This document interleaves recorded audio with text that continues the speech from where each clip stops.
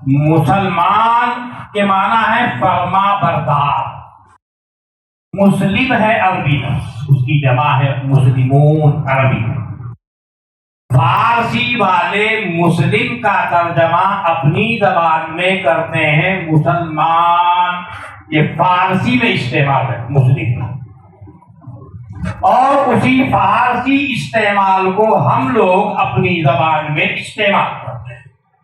مسلمان قرآن میں کہیں نہیں ملنے کا مسلمان، مسلم ملے گا یا مسلمون ملے گا. ایک کے لیے ہے مسلم اور جماعت کے لیے ہے مسلمون، ایسے ملے گا قرآن.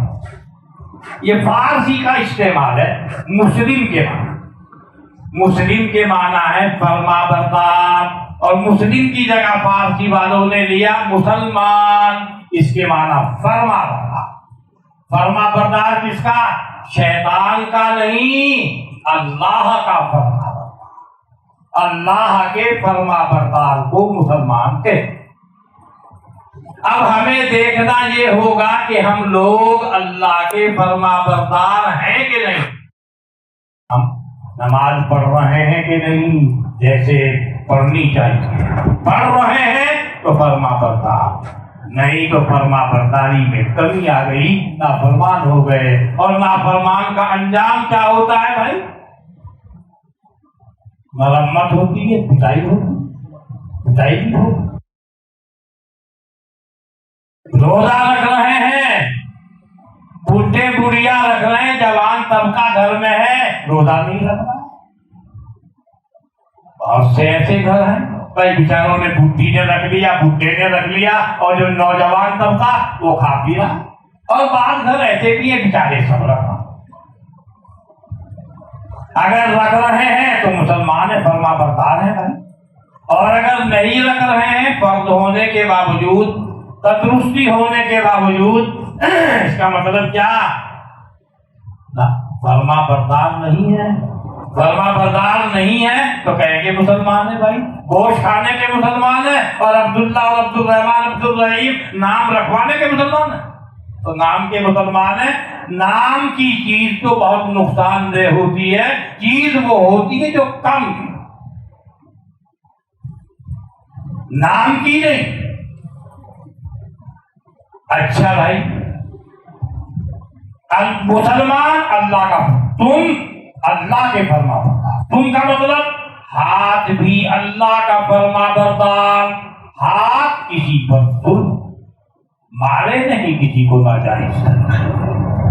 زبان بھی اللہ کی فرما بردار، نہ جھوٹ بول رہی ہے، نہ کسی کو دھوکہ دے رہی ہے، نہ کسی کو گالی دے رہی ہے، نہ کسی کی چغلی کر رہی ہے، نہ کسی پر بہتان لگا رہی ہے، نہ کسی پر خام کا عیب لگا رہی ہے، نہ کسی پر کیچڑ اچھال رہی ہے.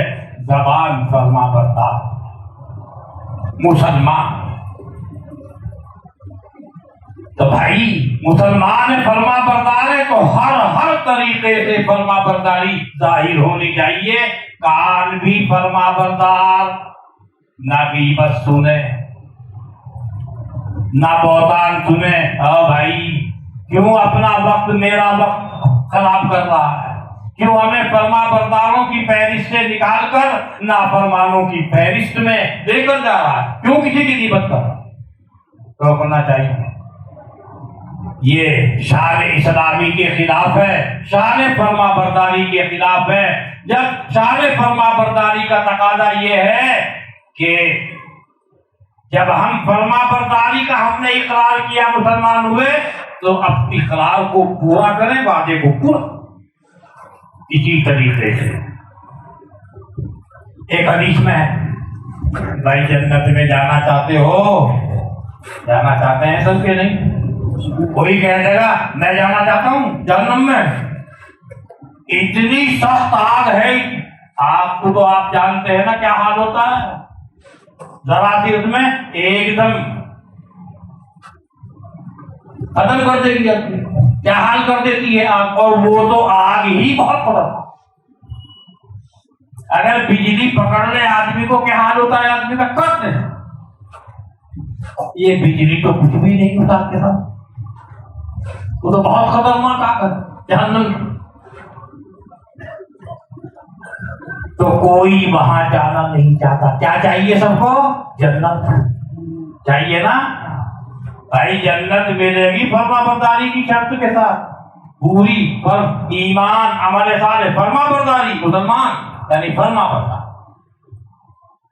ٹھیک ہے بھائی, جنت میں جانا چاہتے ہو, ایک حدیث میں ہے جو آدمی مجھے یہ ضمانت دے دے, حضرت فرما رہے کہ میں میرے دونوں جبڑوں کے درمیان جو چیز ہے یعنی زبان, میں اس کو اللہ کے حکم کے خلاف کہیں استعمال نہیں کروں گا. حضرت جناب نبی اکرم صلی اللہ علیہ وسلم فرماتے ہیں میں اس کے لیے جنت کی ضمانت پیش کروں, میں ضامن ہوں اس کے لیے جنت. جنت چاہتے ہو بھائی, بس زبان اللہ کی فرما برداری کے خلاف کہیں استعمال نہ ہو, جھوٹ نہ نکلتا, دھوکہ نہ دیا جائے کسی, چغلی نہ کی جائے کسی کی, غیبت نہ کی جائے کسی کی, خامخواہ کے عیب نہ نکالے جائیں کسی میں, بہتان نہ رکھا جائے کسی پر. صحیح جگہ استعمال, یا تو اللہ اللہ کرو, یا تو اللہ کا کلام پڑھو, یا تو دین کی بات کرو, یا اپنی جائز ضرورت اس سے پوری کرو. اور فرمایا جو چیز انسان کی دونوں رانوں کے درمیان ہے, جو مجھے ضمانت دے دے کہ اس چیز کو اس جگہ استعمال نہیں کرے گا جس کی اللہ نے اجازت نہیں. سمجھ رہے ہوں گے بات؟ یعنی شرم ہوگا, مرد اور عورت سب میں شامل, میں اس کے لیے جنت کی ضمانت پیش کروں.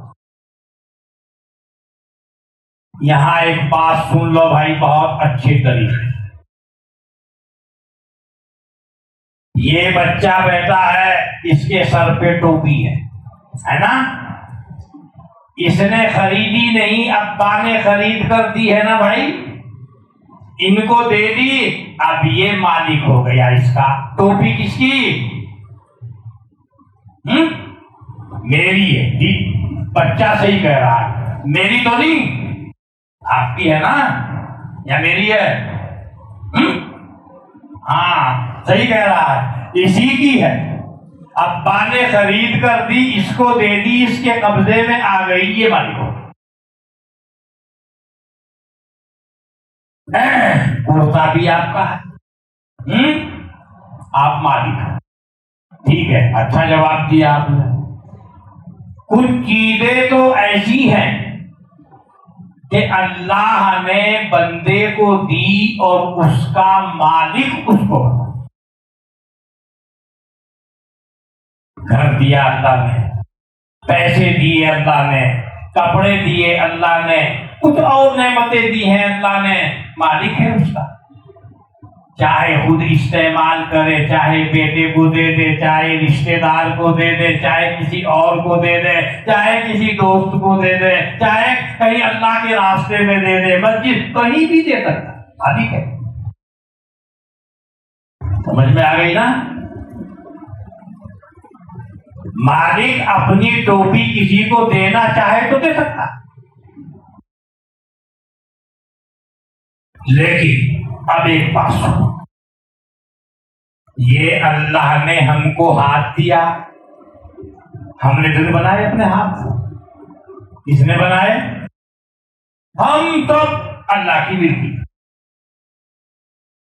اللہ نے ہاتھ دیے ہم کو, کہتے ہیں میرا ہاتھ اس کا ہاتھ کہتے ہیں نا, یہ مجازی نسبت ہے ملکیت والی. اس کی ٹوپی, وہاں نسبت ملکیت کی, مالک ہے.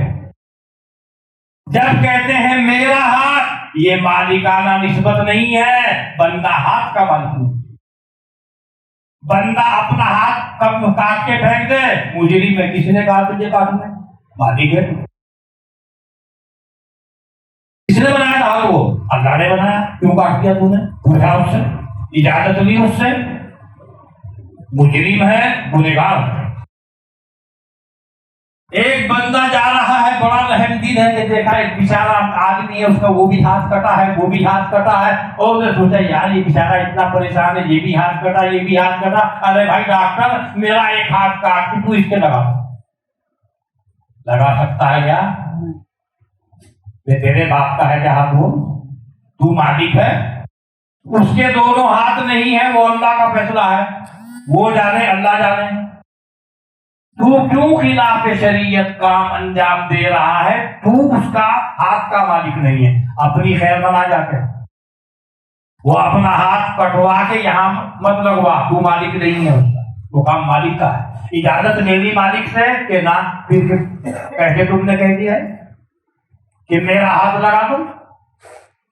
میری ملکیت تو ہے نہیں۔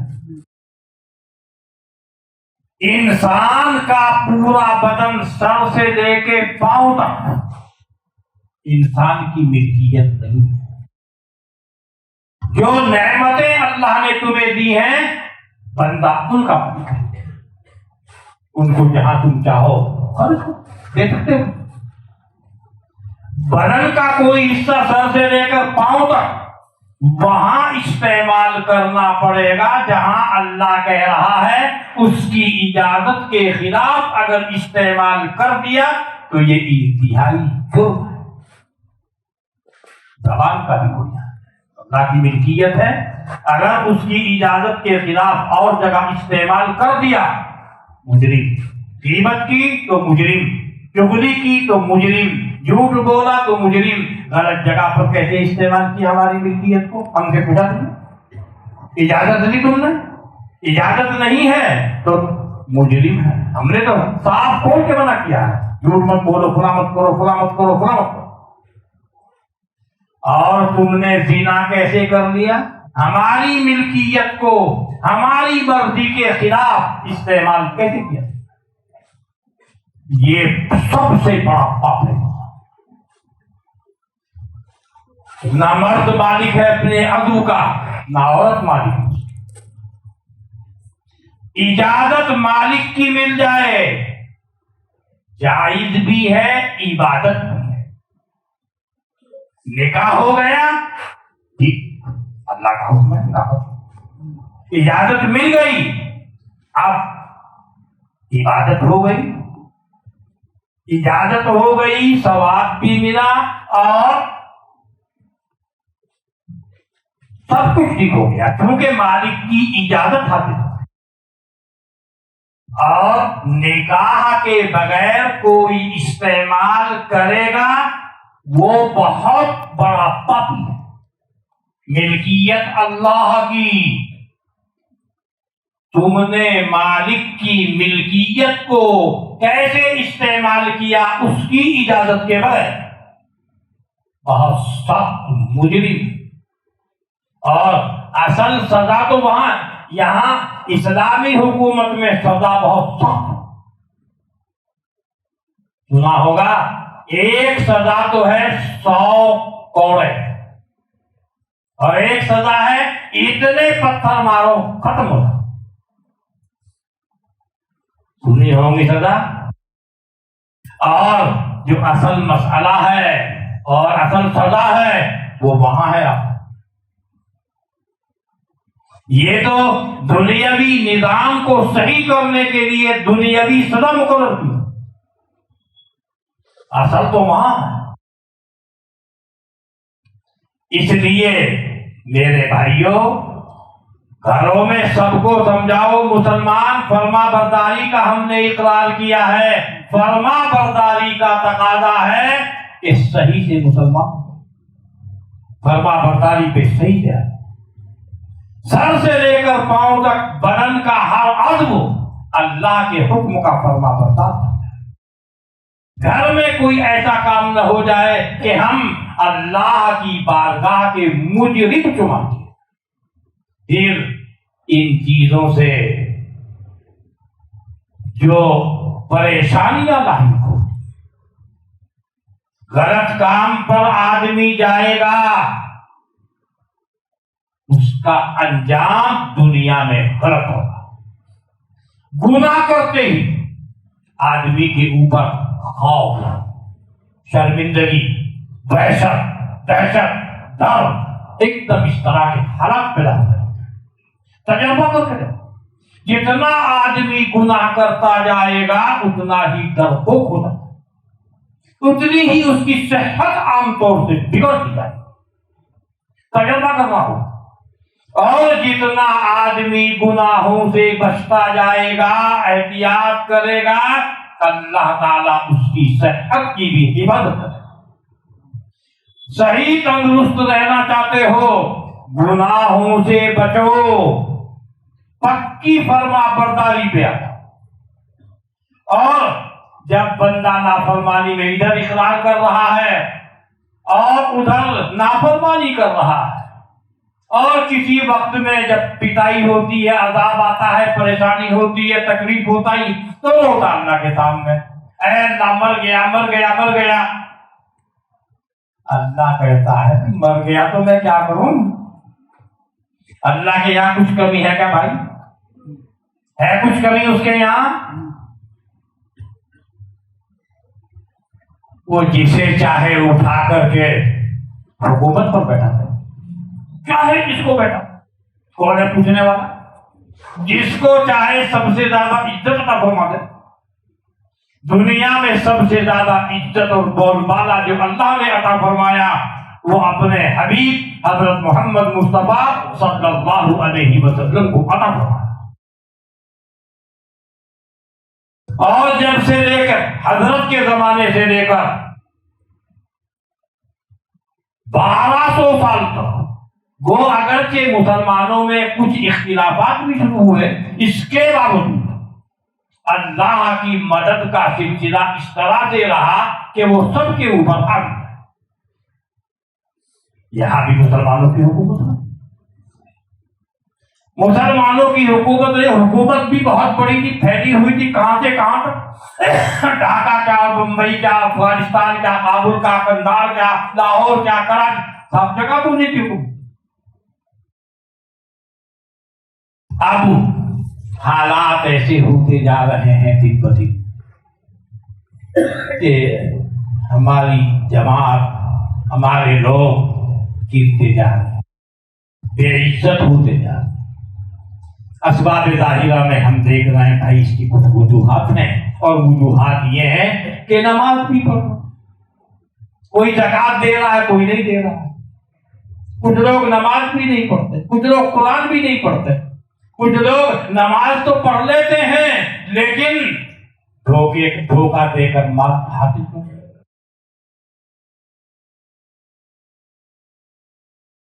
सब आपके सामने है। हाँ, मौका लगा धोखे का, धोखा दे, मार हड़प तो। किसी का मार हड़प करने का मतलब क्या? अल्लाह के खजाने में कोई कमी है क्या? अगर अल्लाह ताला ने तेरे वास्ते लिखी है कोई चीज, कोई ताकत है जो रोक दे उसको? और जो तेरे वास्ते लिखी नहीं गई, तू कितनी भी कोशिश कर ले उसको दे नहीं। अगर तू सब्र से काम लेता, जो तूने हराम ली है, अल्लाह ताला उससे ज्यादा तुझको हलाल भी तो दे सकता था।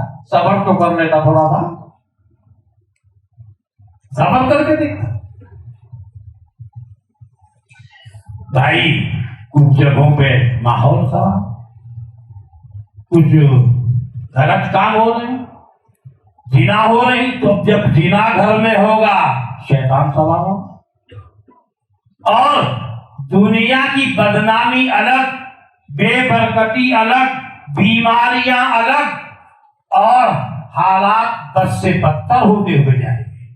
जिस घर में इस तरह के काम, गलत काम शुरू हो जाते हैं, कोई हैसियत, इज्जत, वैल्यू, दबदबा नहीं रहता, बरकत भी नहीं रहती, सेहत और तंदुरुस्ती भी नहीं रहती। तजर्बा करके देखेंगे, तंदुरुस्ती वही देखेंगे जो अल्लाह के हुक्म के मुताबिक जिंदगी गुजारते हैं, अल्लाह का जिक्र करते हैं, घर में सुबह सुबह अल्लाह का जिक्र करते हैं, नमाज पढ़ते हैं, नमाज पढ़ के तिलावत करते हैं, वहां रहमत के फरिश्ते उतरते हैं।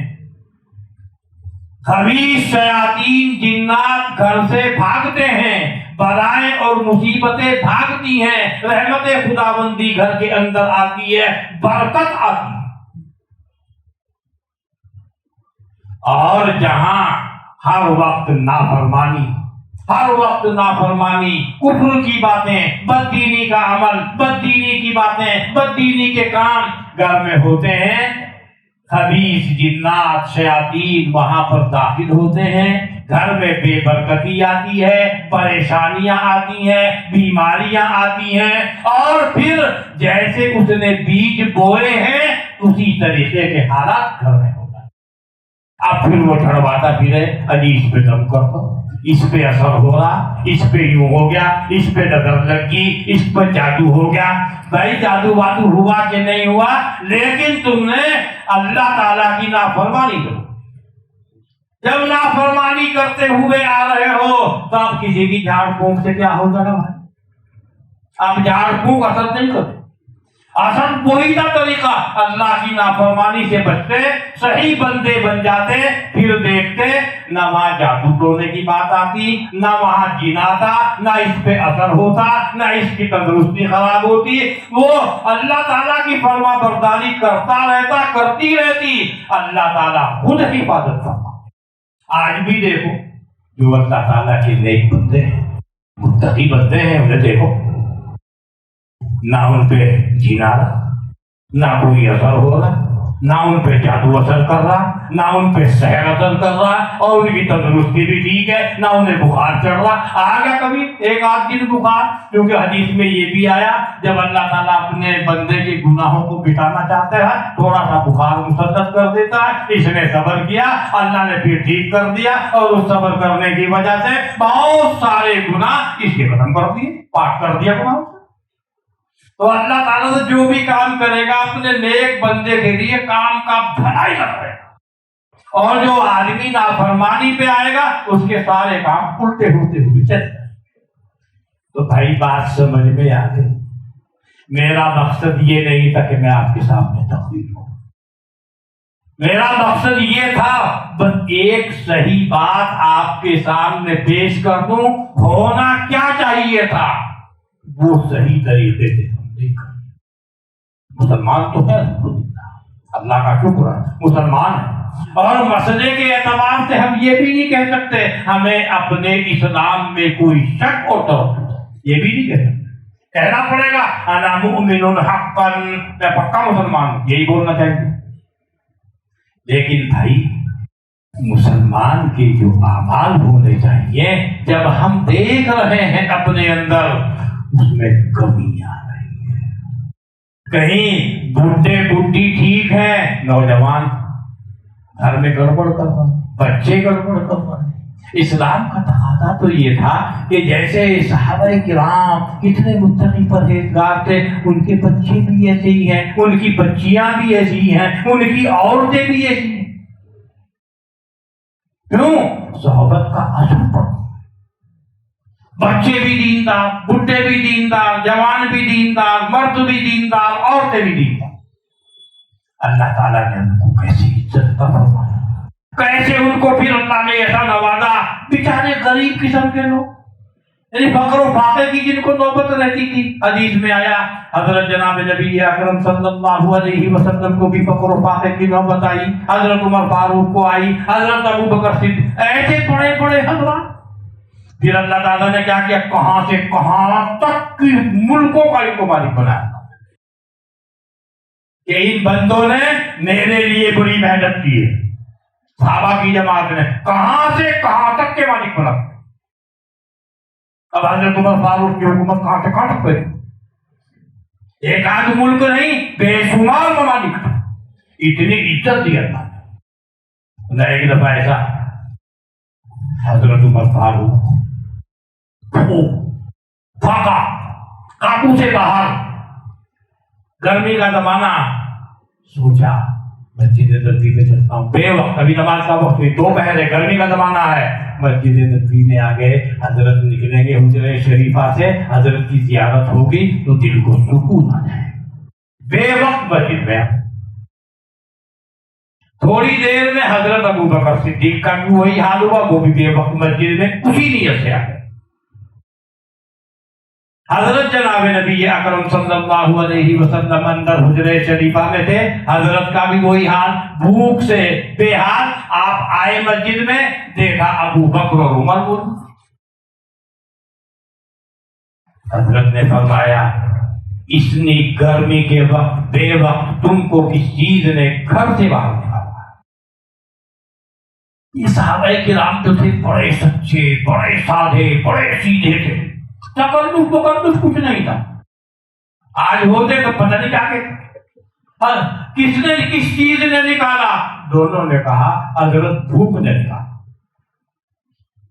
ایک دم سیدھی بات، بھوک سے۔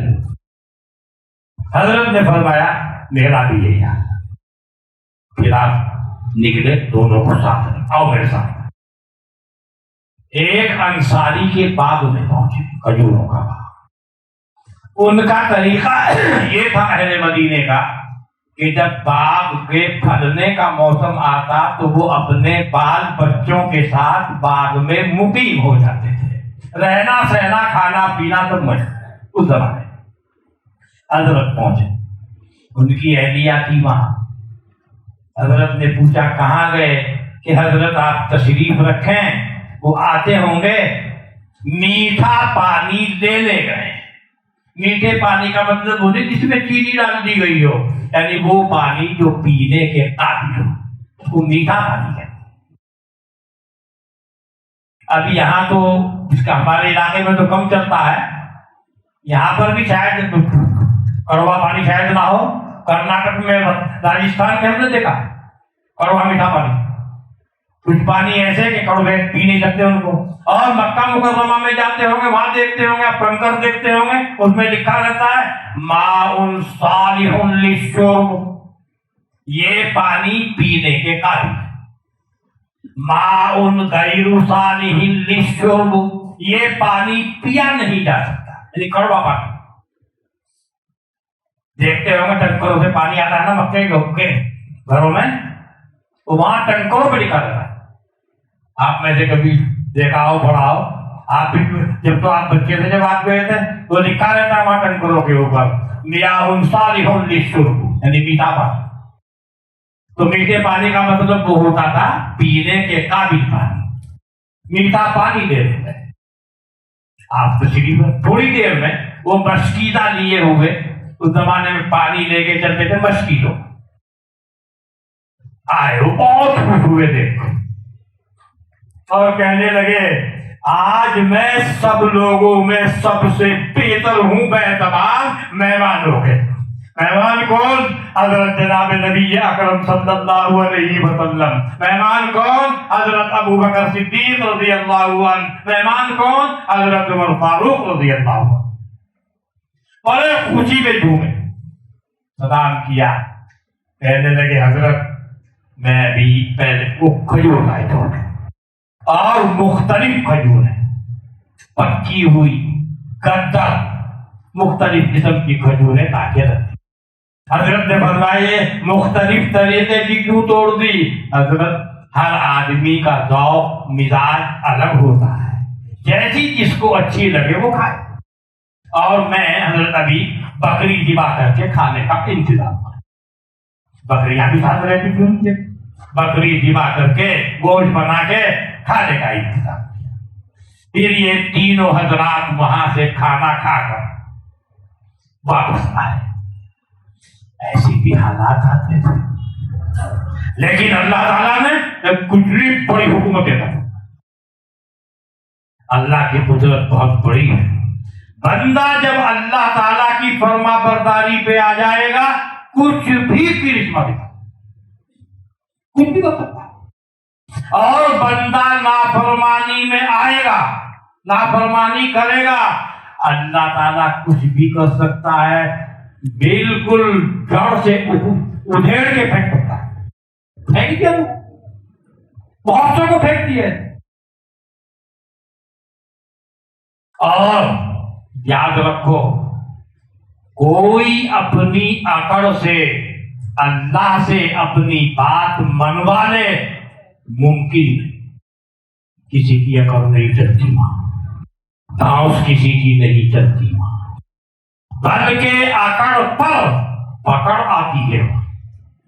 بندہ اکڑ، شیطان اکڑا، پکڑا نہیں. حضرت آدم علیہ السلام سے بھی بھول ہوئی مگر اکڑے نہیں، روئے، رو رہے ہیں، آنسو بہا رہے ہیں، معافی مانگ. اللہ نے معاف بھی کر دیا، مقام بھی بڑھا دیا. تو اللہ کے یہاں کسی کی اکڑ نہیں چلتی. اور وہ بندہ رونے پہ آئے گا، آنسو بہائے گا، معافی مانگے گا، شرمندہ ہوگا، تو اللہ کے یہاں کیا کمی ہے؟ بڑے سے بڑے گناہوں کو معاف کر دے. فرمایا بھی اللہ نے، اے بندے یہ مت سمجھ میرا گناہ بہت بڑا ہے، تیرے سارے گناہ مل کے اس کی رحمت سے بڑے نہیں ہوتے. معافی مانگ، رو اللہ کے سامنے، اپنی عاجزی ظاہر کر، اپنی مجبوری ظاہر کر، اپنی پریشانی ظاہر کر، مانگ. قل یا عبادی الذین اسرفوا علی انفسهم لا تقنطوا من رحمت اللہ ان اللہ یغفر الذنوب جميعا انہ هو الغفور الرحیم. اسی بات کو بتایا ہے. اے ہمارے حبیب، میرے ان بندوں سے کہہ دو جنہوں نے بڑے بڑے پاپ کر کے اپنی جانوں پر ظلم کیا ہے، ان سے کہہ دو اللہ تعالیٰ کی رحمت سے نا امید ہو کر مت بیٹھ جاؤ. اللہ سے استغفار کرو، توبہ کرو، معافی مانگو، آنسو بہاؤ. اللہ تعالیٰ تمام گناہوں کو معاف کر دے. اپنا لے گا تم کو. اللہ تعالیٰ غفور الرحیم. اس لیے مایوس ہونے کی، نا امید ہونے کی ضرورت نہیں. ہاں بس اکڑنا، اکڑ نہیں چلتی، آنس کسی کی نہیں چلتی. عاجزی سے رو کر سب کچھ منگوا. چھوٹا بچہ ہوتا ہے، بول بھی نہیں سکتا، اٹھ بھی نہیں سکتا، کچھ بتا بھی نہیں سکتا، اور بس اللہ نے اسے ایک ہنر سکھا دیا، رونا. ادھر بچے نے رونا شروع کیا، ماں جس حال میں بھی، جس کام میں بھی، عام طور سے وہاں سے ہٹتی ہے اور اس کے پاس آتی ہے اور وہ پلایا، وہ پھر دیکھا، ہاں جب اس کو ملنا شروع ہوا اس نے رونا. اتنی قیمتی چیز ہے، اس بچے کے پاس کچھ نہیں ہے علاوہ رونے کے پنکھ. ساری ضروریات اللہ تعالیٰ اسی فن سے اس کی پوری کر. بس بندہ اللہ تعالیٰ کے سامنے اسی فن کو اختیار کر لے. رو گئے، اے اللہ مجھ سے گناہ ہو گیا، مجھے معاف کر دے. اے رب میں کہاں جاؤں گا؟ اللہ پھر بھی پتا کتنا قریب ہے وہ، کتنا رحیم ہے وہ. نہیں بھگا رہا ہے، پاپی بھاگ یہاں سے، اتنی بدماشی کا تھا، یہاں آ کے رونا بھاگ. سب ایسی کہیں گے اللہ نہیں، اللہ کے راج ہے. معافی مانگ رہا جا آپ پر. پھر ہو گیا گناہ 3-4 دن کے بعد، پھر آیا، پھر بھی لگا. کتنا کریم ہے، کتنا رحیم ہے. اور جگہ جاؤ گے، ابے تیری تو یہ عادت پڑ کے بھاگی، یہاں سے ایسے کر دے گا، اللہ نہیں کرتا. پھر آیا، پھر معاف کر دی. اب بیچارہ کمزور ہے، معافی سچے دل سے مانگ رہا ہے، مگر شیطان پھر سوار ہوا. شیطان بھی تو ہر وقت پیچھے لگا رہتا ہے نا، وہ اپنے کام میں ہے. اب آدمی اگر چوکس ہو جائے کہ بھائی شیطان تیرے پیچھے لگا ہوا ہے تو تھوڑا چوکن نہ ہو. حضرت معاویہ رضی اللہ عنہ کا واقعہ لکھا ہے. ایک دن دیکھا کہ تہجد کا وقت ہو رہا تو شیطان نے پھر بھی دل کا خیال آیا کہ ابھی تو وقت ہے تہجد کی نماز ہے. حضرت معاویہ رضی اللہ عنہ صحابی رسول اتنے شرمندہ ہو، اتنے پریشان ہو، پورے دن پریشان. تہجد کی نماز رہے گی، جتنا ثواب تہجد کی نماز پر ملتا ہے اللہ تعالیٰ نے ان کی پریشانی پر، ان کی شرمندگی پر اس سے زیادہ ثواب دے. بھائی اللہ کی یہاں کیا کمی؟ وہ کس نقطے پہ دے دے، زیادہ دے دے. وہ پریشان نہیں. اب شیطان تو چلا تو دماغ بھائی بھائی اسے کیا تو نے سلا دیا, اس کو تو اور زیادہ انعام مل گیا. اب اگلے دن وقت پر شیطان پہنچا, اٹھیے اٹھیے تاجد کا وقت ہو گیا. حضرت معاویہ رضی اللہ عنہ اٹھے, تو آپ کون ہیں؟ تو کہنے لگا کہ شیطان. حضرت معاویہ رضی اللہ عنہ نے کہا شیطان کا کام نماز سے روکنا ہے, تو نماز کے لیے اٹھا رہا ہے. ارے بھائی کل تجھے جو سلا دیا تھا نا, تو نے ڈبل لے لیا, تو اپنا سنگل ہی لے لے, اٹھ کر اپنی تہجد کی نماز پڑھو. تو وہ ہر وقت بندے کے نقصان ہے. جگہ اگر اس کو سلا دیا یہ پورے دن روے گا, اور پورے دن رونے کا ثواب اس کی تہجد کی نماز پڑھ جائے. اس لیے وہ اس بندے کو وقت او بھائی اٹھ تہجد کی نماز پڑھ. وہ تو اپنا کام کر رہا ہے, وہ اس کو تو ثواب کم کر رہا ہے. ہاں جس بندے کو کوئی افسوس نہ ہو اور خوشی ہو رہی ہے, اچھا ہے آج تو اتنا سویا, تو جب وہ سے کوئی افسوس ہی نہیں تو ثواب کیوں ملے گا؟ اب حضرت معاویہ رضی اللہ عنہ صحابہ کرام تو پابندی سے نماز پڑھتے تھے, تہجد پڑھتے تھے, اور اب بھی اللہ کے بندے پڑھتے ہیں. اور ہم نے دیکھا پہلے جو بڈھے تھے ہمارے بچپن کے, میں نے دیکھا اپنی بستی میں, تو میں نے دیکھا ہر بڈھا تہجد کی نماز پڑھتا. حالانکہ وہ اکثر بے پڑھے لکھے تھے, عالم نہیں تھے, مگر تہجد گزارتے تھے. یعنی میں بعض دفعہ اپنے محلے کی مسجد میں بھی کہا, شاید سنا ہو آپ نے, میں نے کہا بھائی جتنے آج کل مغرب کی نماز میں یہاں نمازی ہوتے ہیں, میرے بچپنے میں اس سے زیادہ نمازی تہجد کے وقت میں رہتے تھے. کیا ہو گیا لوگوں کو؟ میں دیکھتا تھا کالی مسجد بھری ہوئی, اور ایک بھی حافظ کی قاری مول بھی نہیں ان میں, سب پہ پڑھے لکھے ہیں. لیکن بزرگوں کے صحبت یافتہ تھے, بزرگوں کی تربیت میں رہے ہیں, ان کی تربیت کا اثر تھا. پکے نمازی, پکے تہجد گزار, اور بالکل سچے ہی سچ. وہ آپ دیکھتے ہیں وہ ایک بزرگ کی صحبت میں رہے سالوں, ان کی صحبت کا اثر یہ تھا کہ عالم ہے نہیں, مگر عالم کی صحبت میں رہ کر پوری ان کی زندگی اسلام کے سانچے میں ڈھلی ہوئی ہوتی. تو بھائی ہماری کوشش یہ ہونی چاہیے ہم اپنی زندگیوں میں, اپنے بچوں کی زندگیوں میں, بچیوں کی زندگی میں, اور اپنے گھر کی مرد اور عورت سب کی زندگی میں یہ کوشش کریں اسلام آ جائے, عبادت کا جذبہ پیدا ہو جائے, اللہ کی فرما برداری کا جذبہ پیدا ہو جائے. اس کام کے لیے ہم کو محنت کرنے کی ضرورت ہے, خود بھی اپنے آپ کو سنبھالنے کی ضرورت ہے, ان کو بھی دیکھنے کی ضرورت ہے. پھر آپ دیکھیے اللہ تعالیٰ کس طرح آسانیاں پیدا فرمائے گا. یہاں بھی, قبر میں بھی, حشر میں بھی اللہ تعالیٰ اپنے فضل و کرم کا معاملہ فرمائے گا. اور اگر اکڑیں گے اور نافرمانی کریں گے تو بھائی نافرمانی کا انجام سخت ہوتا ہے. اللہ تعالی ہمیں اپنی فرما برداری کی اور اپنے حبیب صلی اللہ علیہ وسلم کی سنت کی اتباع کی توفیق نصیب فرمائے. آمین ثم آمین. وآخر دعوانا ان الحمد للہ.